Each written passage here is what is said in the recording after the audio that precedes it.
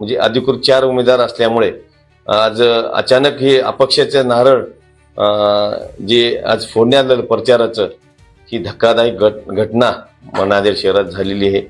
हे मला कळताच मला दुःख झालं या गोष्टीचं की हे गोष्टी अशा घडू नये, की कारण पक्षाने जे उमेदवारी दिली ती आपल्याला मान्यच करावं लागेल. काय होईल ते होईल. आता असं नाही की पक्षानं 4 उमेदवार असताना शिवसेनेचे ही पहिली घटना अशी नांदेड जिल्ह्यात झाली, महाराष्ट्रात कुठेच झाली नाही.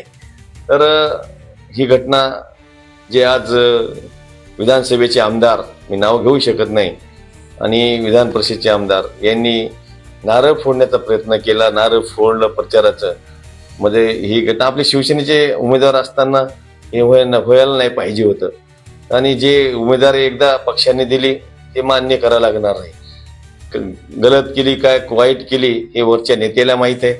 मला कोणाचा कॉल आला नाही का याला उमेदवारी द्या त्याला उमेदवारी द्या म्हणून. जे शिवसेनेचे शिंदे साहेबाच्या सहीनच, सचिवाच्या सहीनच बी फॉर्म येत असतो काय. माझ्या नावानं बी फॉर्म येत नाही, डायरेक्ट जिल्हा प्रमुखच्या नावानं बी फॉर्म येतो. जिल्हा प्रमुख ठरवते ते वरून कसा आदेश आलाय ते. असं काही नाही, असं काही सगळी घटना घटतच आलेली ना, असं काय होत नाही. असं काही मी मनाने लिहितो काय कोणाच्या नावानं. जे आता मला सांगा, ज्या माणसाला शब्द दिला ते पूर्ण करणं भाग आहे ना. आज त्यांनी आहे ना नारळच फोडला नाही तर 2 ठिकाणी प्रचार सभा घेतली. नाही, हे योग्य नाही गोष्टी. अशा आपल्यामध्ये प्रचार, आज महापालिकेचे इलेक्शन आहे, हे अशा गोष्टीनं ठीक आहे.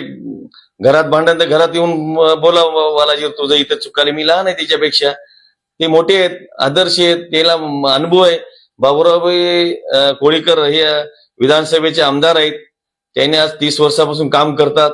आणि असं बरोबर नाही. अशा घटना दुसऱ्याच्या मतदारसंघात येऊन हस्तक्षेप करणं हे घटना शोभणार नाही. उद्या मी हातगावला जाऊन जर त्याच्या मतदारसंघात हस्तक्षेप केला असता तर ते वाईट झालं असतं ना, वाईट वाटलं असतं. म्हणजे ही गोष्टी बरोबर नाही. त्यासोबत हेमंत पाटील सुद्धा होते, आनंद पाटील गोंडरकर नव्हते, मग त्यांचा फोटो आहे काय?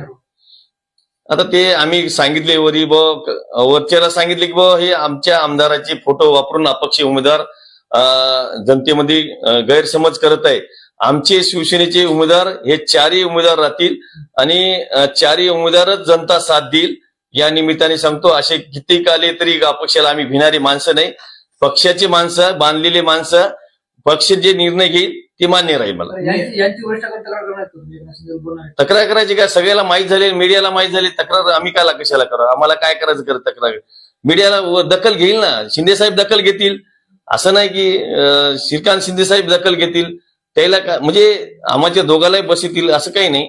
आता हे घरचं भांडण हे बरोबर नाही, हे योग्य नाही, हे पटणाऱ्या गोष्ट नाही. जनतेची आज मला सांगा, सामान्य माणूस, सामान्य कार्यकर्त्याचं खच्चीकरण करणं योग्य नाही. आणि त्या अपक्षाचंही बरोबर नाही. एवढं जिद्दीला पेटणं, त्यांना अपक्ष लढावं, ताकद आहे तर. आमच्या कशाला शिवसेनेच्या पक्षात येऊन पुरस्कृत म्हणून हे करावं, असं तेवढं पक्षानं पुरस्कार केलं काय मला सांगा. जे उमेदवार, जिथं शिवसेनेचा उमेदवार आहे, पुरस्कार शिवसेना कसं करू शकत नाही. जिथं उमेदवार भेटत नसेल तर आम्ही केले ना 2 पुरस्कार उमेदवार.